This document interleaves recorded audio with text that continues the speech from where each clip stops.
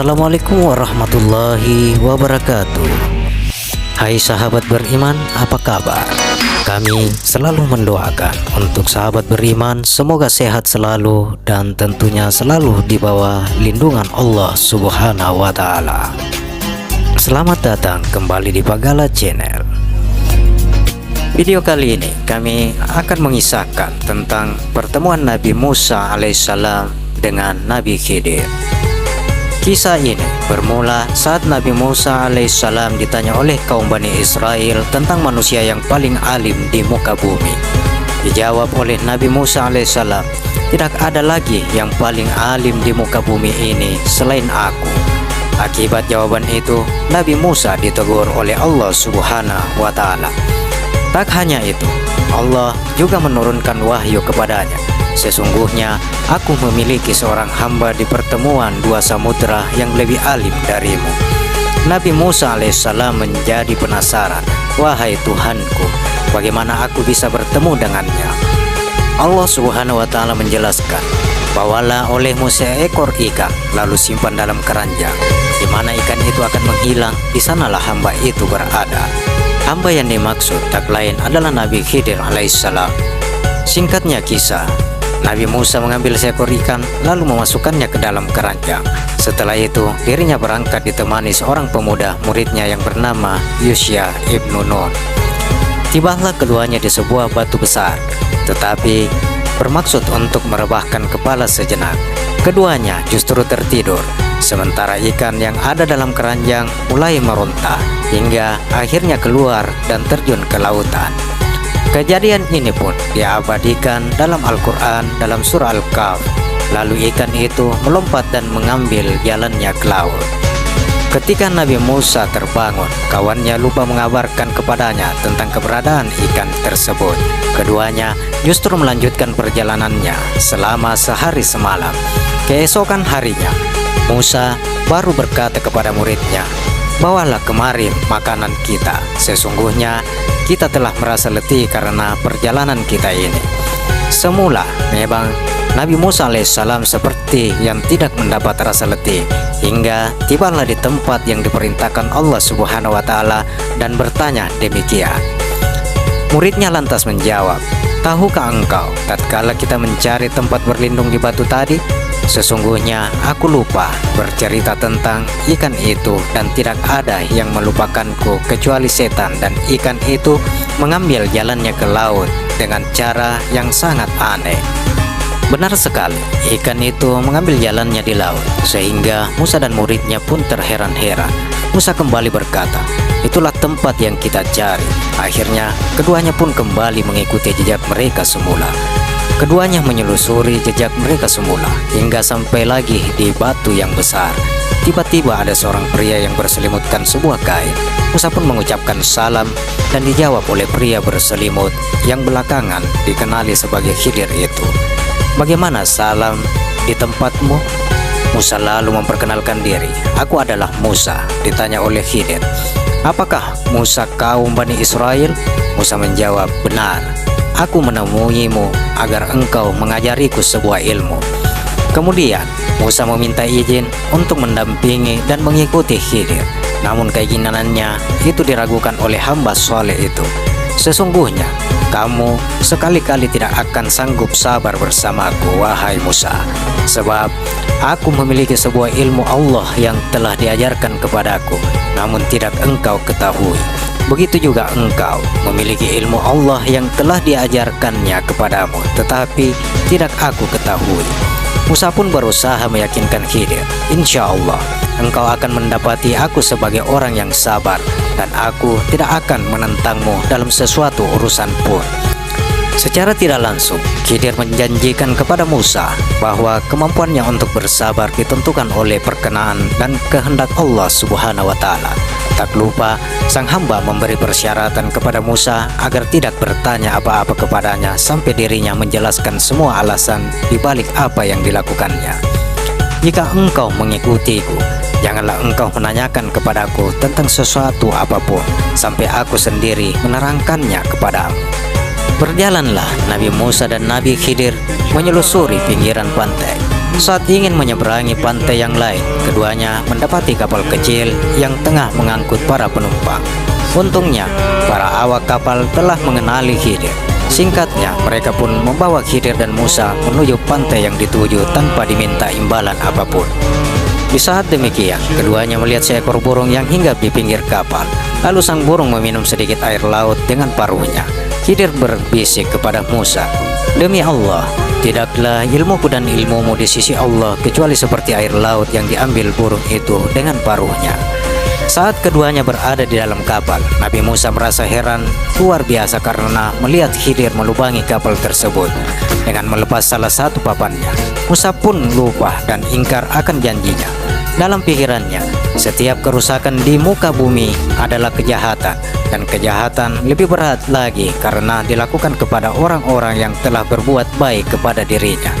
Nabi Musa lantas menanyakannya, "Mengapa engkau melubangi perahu itu yang akibatnya akan menenggelamkan penumpangnya? Sesungguhnya engkau telah berbuat satu kesalahan besar." Di sana, Khidir mengingatkan Nabi Musa akan janjinya. "Bukankah aku telah berkata, sesungguhnya engkau sekali-kali tidak akan sabar bersama dengan aku?" Pertanyaan Nabi Musa yang pertama dilakukannya karena lupa, sebagaimana yang disampaikan dalam Rasulullah SAW. Keduanya pun melanjutkan perjalanan. Namun, Nabi Musa kembali melihat keanehan yang dilakukan Khidir saat mengambil seorang anak kecil yang sedang lucu-lucunya dan aktif bermain, kemudian menidurkannya. Anak itu lalu disembelih dan kepalanya dipisahkan dari tubuhnya. Melihat hal itu, lagi-lagi Musa tak mampu bersabar. Ia kembali mengingkari janjinya, padahal dirinya tahu akan janji yang telah disampaikannya. "Mengapa engkau membunuh jiwa yang bersih? Bukan karena dia membunuh orang lain. Sesungguhnya engkau telah melakukan suatu yang mungkar." Khidir pun melontarkan teguran yang sama kepada Musa. "Bukankah aku telah berkata, sesungguhnya engkau sekali-kali tidak akan mampu sabar bersamaku?" Di sini Musa pun menyadari jika dirinya tidak akan mampu lama-lama menemani Khidir, sang hamba yang soleh itu. Ia tak kuasa melihat setiap kejadian yang dialaminya, sementara dirinya terdiam.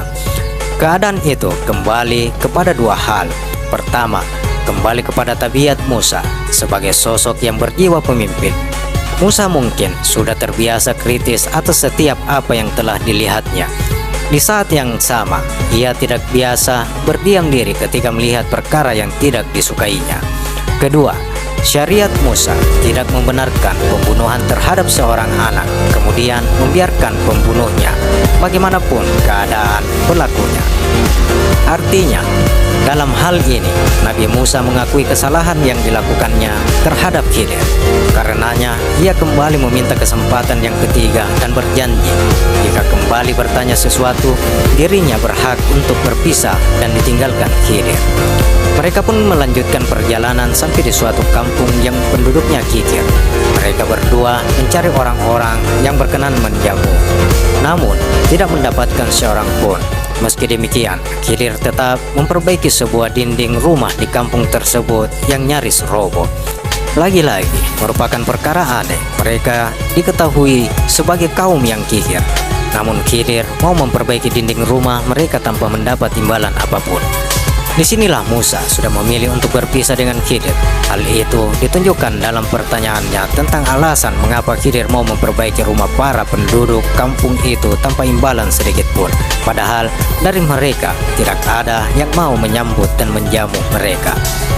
Seandainya Musa bersabar dalam mendampingi Khidir, tentu Nabi Musa akan mendapatkan banyak kejadian dan rahasia yang dialaminya. Sayangnya, Nabi Musa memilih berpisah setelah Nabi Khidir menjelaskan rahasia di balik semua yang dilakukannya. Adapun perahu, itu adalah milik orang-orang miskin yang bekerja di laut. Maka aku bermaksud membuatnya cacat karena di hadapan mereka ada seorang raja zalim yang merampas setiap perahu yang terlihat masih bagus. Jelas Nabi Khidir pada Musa. Adapun anak yang aku bunuh, kedua orang tuanya mukmin dan kami khawatir kalau dia akan memaksa kedua orang tuanya untuk durhaka dan berbuat kufur. Maka kami menghendaki bahwa Tuhan mereka menggantinya dengan seorang anak lain yang lebih baik kesuciannya daripada anak itu dan lebih sayang kepada ibu bapaknya. Adapun dinding rumah itu adalah milik dua anak yatim di kota tersebut dan di bawahnya tersimpan harta milik mereka berdua. Sedangkan ayah mereka orang soleh. Maka Tuhanmu menghendaki agar keduanya mencapai usia dewasa dan mengeluarkan simpanannya itu sebagai rahmat dari Tuhanmu. Aku telah melakukannya berdasarkan kemampuanku sendiri. Itulah makna sesuatu yang engkau tidak mampu bersabar terhadapnya, pungkas Khidir. Pertemuan Nabi Musa dan Khidir ini pun diabadikan Al-Quran dalam surat Al-Kahf mulai ayat 61 sampai ayat 82. Kisahnya diriwayatkan pula oleh Al-Bukhari dalam kitab Al-Alim dari Ibnu Abbas dan Ubay Ibnu Ka'ab, tepatnya dalam bab Matsukirat Sahab Musa fi al-Bahr ilal al-Khidir, Juz 1 halaman 168, nomor hadis 74. Diriwayatkan pula dalam bab Al-Quruj fi Tala'il Alim, Juz 1 halaman 174, nomor hadis 78. Adapun hikmah dari kisah Nabi Musa dan Nabi Khidir, dari kisah di atas ada sejumlah pelajaran yang dapat kita petik bersama. 1. Kita sangat dianjurkan untuk berdiskusi atau berdialog dalam urusan ilmu. 2. Seorang alim diwajibkan menyebarkan ilmu yang dimilikinya kepada orang lain. 3. Perjalanan menuntut ilmu merupakan perjalanan istimewa. Nabi Musa sendiri menempuh perjalanan yang cukup melelahkan demi menemui seorang yang lebih alim daripada dirinya. 4. Kedudukan dan keutamaan dirinya tidak sampai menghalangi Musa untuk menemui dan mengikuti orang yang diharapkannya memberikan ilmu. 5. Kita disyariatkan untuk melayani dan mengabdi kepada ahli ilmu dan pemilik keutamaan. Yusha ibnu Nun misalnya, ia mengabdi kepada Musa. Begitu pula Anas ibnu Malik yang juga melayani Rasulullah Shallallahu Alaihi Wasallam. 6.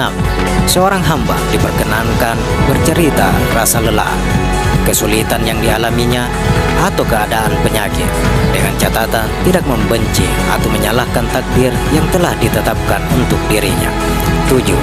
Khidir tidak mengetahui perkara gaib kecuali yang telah diperintahkan Allah Subhanahu wa Ta'ala kepadanya.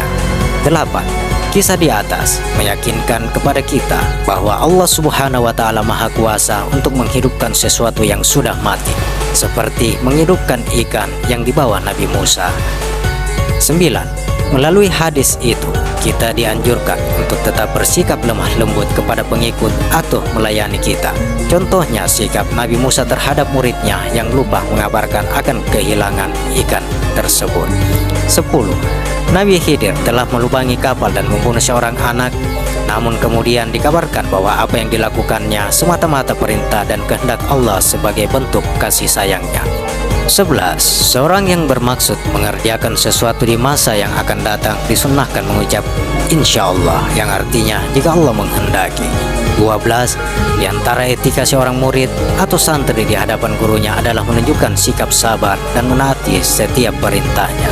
Dan tentunya masih ada beberapa hikmah yang bisa kita petik dari pertemuan Nabi Musa alaihissalam bersama dengan Nabi Khidir alaihissalam. Demikian sahabat, kisah singkat tentang pertemuan Nabi Musa dengan Nabi Khidir. Semoga kisah ini bermanfaat sahabat, dan kita bisa mendapatkan hikmah untuk kita aplikasikan di dalam kehidupan kita sehari-hari. Terima kasih, sampai bertemu kembali di kisah video berikutnya. Wassalamualaikum warahmatullahi wabarakatuh.